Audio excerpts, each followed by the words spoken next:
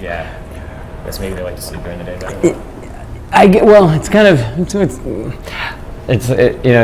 it's whether you like to give up your day off on the bus, Right. or I'm one of those. You're probably one of those guys. If you go to someone's party, that you're not staying the night. Like even if you're like, yo, everyone drinks, whatever, you're going home no matter what. Exactly. It's like $150 cab ride. I'm going home. Exactly. Okay. Yeah. Okay. That makes sense. You need to be your own bed. Yeah. Get settled before you end the night. No, that is very true. But I know you're not a big fan of these, but I actually lost mine last did you? night. Yeah. Is that a good thing or a bad thing? It's a good question. Oops. Let's see. Yeah. It would be a kind of a great thing in terms of people not being able to get a hold of you all the time. But is this a better place for this, or is this? Put it in your pocket. You want to throw it in your back pocket? Here, I'll just. You throw it in. You still got his sound, yeah? Yeah. You're good. Okay, Alright. cool. Yeah. You rather have this or not? I know There's other things in it that I would prefer to not lose. Yeah. But I do want to text less, and you don't really talk much anymore. But No, I want I'll to text tell you what, less. yeah. I can't. I feel so badly if I don't respond to someone that I know that I haven't. So. Yeah. So there's messages coming through right now. Well, I can get them on my computer. That's not bad. Yeah. It's just when I'm, day-to-day life, it's just on that thing too much. It's too much. I disgusting. agree. And I know, obviously, you talked about it. People in the audience not really enjoying the moment. Does that bother you a lot when you're up there, or is it just every now and then you kind of just like recognize it and see that it's happening? Every now and again. I don't look out very often, but it's more, like I've been at shows and wanted to take a quick video, but it's more it's the blatant disregard for the person behind you. Yeah. And it's just, one quick moment or something. People sort of do it the entire time. Let's do that. We are here with Josh from the Red Hot Chili Peppers, along with Chad, Flea, and Anthony, making up the Rock and Roll Hall of Fame inducted, of course, legendary Red Hot Chili Peppers, man. I got to say this. Well, I don't know. We've already shaken hands. We're already tight now. For me, I got to ask this right away. What makes this band last? Other ones have come and gone. This is a legendary, iconic band that's been around for so long and still peaking. What is it that you guys do that makes that happen?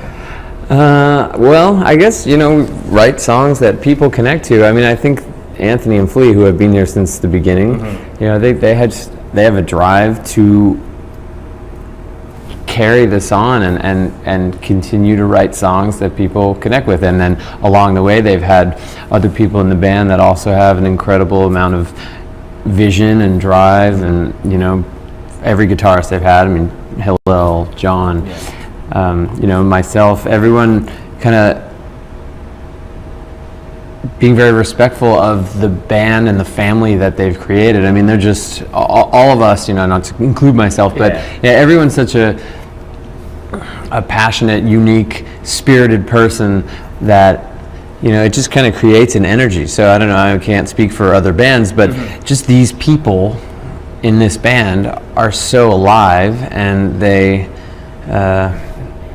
just kind of create a warmth and a love around them, and I think that goes into the music, that goes into the live show, that goes, it's just like we were just talking about. I mean, there's something that the world is missing. Even if it's subtle and small amounts, things are changing in a way that might not necessarily be. Not to cast an opinion, but just things are changing. Yeah. And this band still does the thing that people connect with, which is write songs and play them with passion and energy live on stage. And I don't know how many people do that anymore. Not a lot. In the same way. And for this long as well. And I mean, after officially, I guess, 7 years. Is that what it is now? Yeah, with the group? with me. Yeah, you're still considered the new guy. Yeah, well, I am. Yeah, and do they still new guy? Do they still do that to you? No. They never did in many ways. I mean, as I've said before, I mean, they have always been incredibly welcoming to me and incredibly respectful. And I've known them and had known them and was in the family more or less for many years before I was in my current role. So it was pretty seamless, and I still feel just as new as I did on day one, and also still feel as comfortable and like I've been here for I've known those guys now for 20 Well, I years was going to almost. say, because when you were opening up for them back with Bicycle Thief Days and even the Gnarls Barkley tour and stuff, right? Like, you've known those guys for so long. Yeah, we just there- passed the 20-year mark. I think I met Flea in January of '97. Wow. Yeah. And back then, though, when you're opening for them, you're like, I want to be that, or you're just doing your own thing. Like, I want to be a part of what they're doing. Well, I wanted to create something like that. Exactly that. I mean, I've always been very, I've admired what they've created. I mean, all my favorite bands have created something like that, like a collective energy and a collective, force that's carried them on into the future and carried them, toward new musical heights and new musical creations every time they make a new record or whatever it is. So I've always admired that. I've always wanted that, and to be asked to join theirs is still an incredible honor. Makes sense. You guys are around each other a lot. You've been on this tour now almost a year. Yeah. I know I have friends of mine. I can't, like, 3 days in a row, no chance. I can't hang out with them that long. Is there those moments where, like, I need to get away for a minute? Is that why you maybe take that flight? The getaway? The getaway one at the end of the night, so you can just kind of have that break to yourself. Do you need those moments? No, I don't think so. I mean, I think we have a lot of that built into the way we travel anyway. I mean, everyone's, kind of on their own schedule. Yeah. They like to leave the hotel when they like to leave the hotel based on how much time they need at the venue before the show. I don't think there's ever any time that one of us is around another and they're upset about it. Yeah. If anything, we don't get to hang out as much because, people need to relax, people need to quiet down. Yeah. This is not a band that jumps in the van anymore and is around each other all the time. Yeah. But yeah, no, I just like getting to the next city rather than going on the day off. Yeah, exactly. Okay, so 4 labels, 4 guys in the group, including yourself. Let's give each one a label. You got to put these on everyone. You got the dad, who's pretty much in charge, is in serious mode. The cool uncle that speaks for itself. You got the kid who needs an adult in their life all the time. And the last one's the enabler, in the sense of, like, I'll go to the gym, and as I'm finishing the gym, my friend will call me and go, yo, let's go get tacos. I'll be like, of course I'll get tacos. You can't say no to the enabler. Mm-hmm. Who would you put those labels on in this group?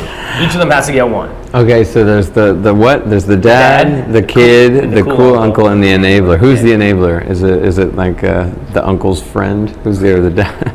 I don't know. You tell me. I honestly can't say because all of us feel like all of those things sometimes. Really? Yeah. That's I mean, really cool. I'm the youngest one. Yeah. And sometimes, I feel like I'm the one who's going, guys, this is for terrible behavior. It's just, you're being ridiculous. And I'm sure there's times when I'm acting like a spoiled little brat. Yeah. And I really think we all enable each other. We all enable each other to do good things and questionable things, and I don't know. I think it's a pretty fluid thing. I every time in my mind I'm thinking, oh well, he's this. I think of a contradicting. What's the coolest or proudest moment for you in your career so far? Let's see. Coolest, proudest. I think it's an ongoing thing with this band. I mean, every time we play a show, that it's clear that the people out there and the 4 of us have all had a great time and all enjoyed what we've just done.